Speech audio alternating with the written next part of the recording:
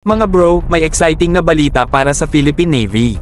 Ang BRP Gregorio del Pilar PS-15 ng Del Pilar Class Patrol Frigates ay opisyal nang tapos sa kanyang upgrade at nakabalik na sa serbisyo matapos ang mga enhancements mula sa Hermes Shipyard.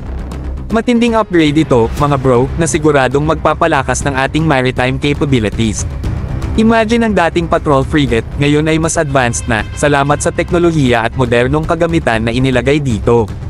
Balikan natin ang Del Pilar Class Upgrade Project na napanalunan ng Hanwha Systems mula sa South Korea. Ang project na ito ay may layunin na dalhin ang ating Del Pilar Class ship sa bagong standard para makipagsabayan sa modern warfare. Kasama sa upgrades ang pag-install ng Air, Surface Search Radar, Hull-Mounted Sonar, bagong Combat Management System, FLIR cameras, at iba pang sensors at electronic systems. Ang Hermes Shipyard ang naging subcontractor ni Hanwha Systems para sa mga upgrade works. Ang Hanwha ang nagbigay ng key equipment at technical know-how, at sila rin ang nag-handle ng integration. Samantala, ang installation ay ginanap sa Hermes Shipyard sa Bataan.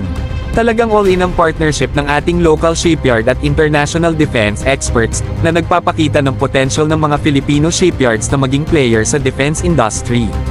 Kasama sa mga bagong gamit ng PS-15 ang high-tech Air, Surface Search Radar at FLIR cameras na galing pa sa US at nakuha sa ilalim ng Foreign Military Sales Program. Ibig sabihin, solid na support mula sa ating US allies ang nakita natin dito.